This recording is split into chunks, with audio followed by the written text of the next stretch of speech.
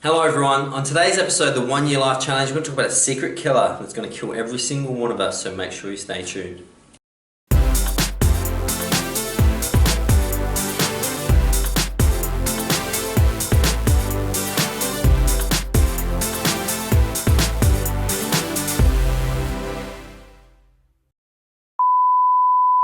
Hello everyone, dramatic start to the video, and I'm going to talk about a killer, an insidious killer that ultimately every single human being will succumb to.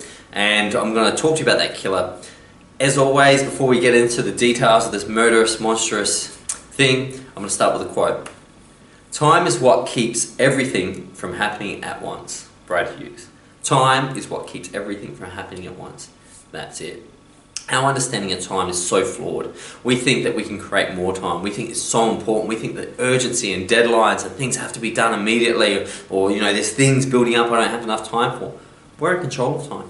We are the awareness that creates time, and all that time does, and the only purpose it serves, it stops from our conscious perspective everything happening at once, because quantum mechanics tells us everything is happening at once within a quantum of time.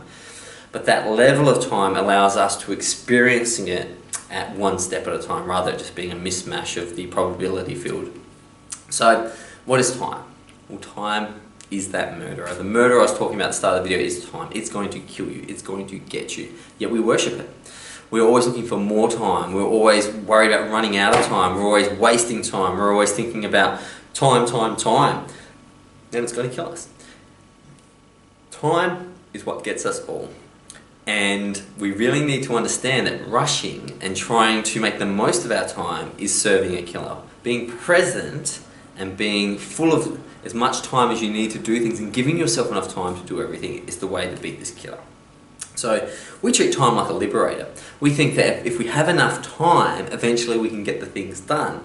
Or if we have enough time, we can finally be famous, we can finally make that money, we can finally have that house on the ocean. Time doesn't give you these things. It doesn't give you these things. It just kills you. That's all it does, is it kills you.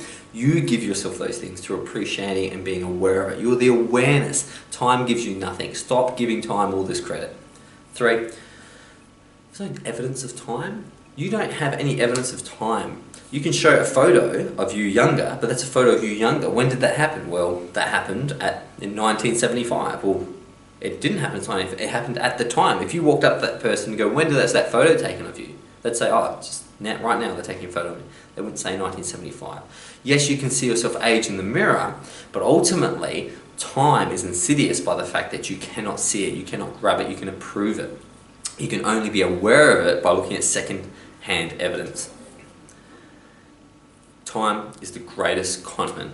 It keeps telling you that, just stick with me, buddy. If we just have more time, everything's going to work out. The story of that little chatter I told you about, one day you're going to have all these things, all these great things.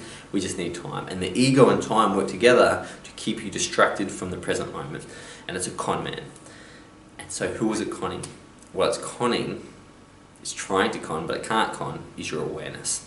If you are aware of time, therefore you are above it. Therefore you are timeless. If you're aware of the fact that your ego wants a story to work out that is a manufactured story, then you cannot stress about the fact that you're not hitting and ticking all your goal list month by month. So how do we beat the death march of time? So number 1, understand you will die. You're going to die. It's over. You're going to die. This particular body is going to leave. Once you become aware of that and truly embrace that, the fear should go. It's normal to fear getting in your car and worrying about an accident, because that could happen. But if you were to get in your car and knew it was going to be an accident, then there's nothing you could do, then fear is an irrational response. Number 2, become present.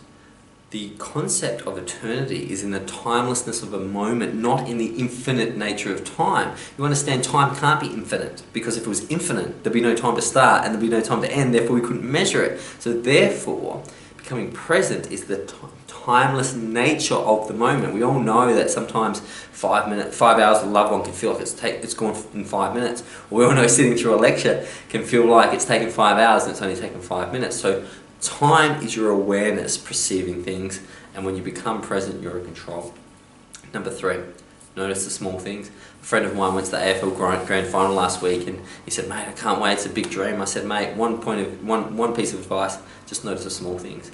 He came back and saw me, he goes, mate, that was the best advice sacrifice. He goes, because I was overwhelmed by the grand final, but I noticed some scars, I noticed the people around me, and I immediately came straight back to the grand final and really enjoyed it. Number 4, say maybe. When your brain goes, nah, you got to get this done, you got to get this done. If you don't get this done by then, that person's not going to like you. Don't even get into a conversation with this time-based ego. Just say, maybe I won't make it on time. Maybe I will make it on time.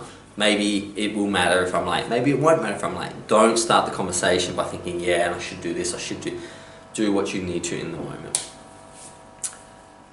Know deeply that time is awareness and you cannot kill awareness. So we believe that time is in charge of us, but for time to exist, there must be an awareness of time, to see time, to perceive time.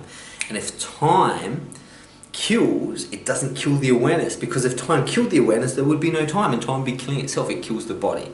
So that is why you're eternal. That's why you are timeless. That's why you don't have to worry about death, because if time kills the body, but there is awareness of time killing the body, that cannot be killed. And if time is created by awareness, for time to kill awareness means that time ends, which means you cannot die, because now time, which is the thing that kills you, is dead. I know it sounds crazy, but it probably starts to make sense.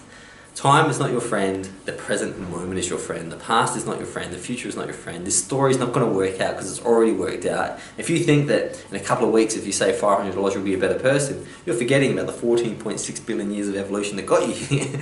You know, a couple of weeks isn't going to make a big difference. Be present, allow things to come with you, stop stressing about deadlines.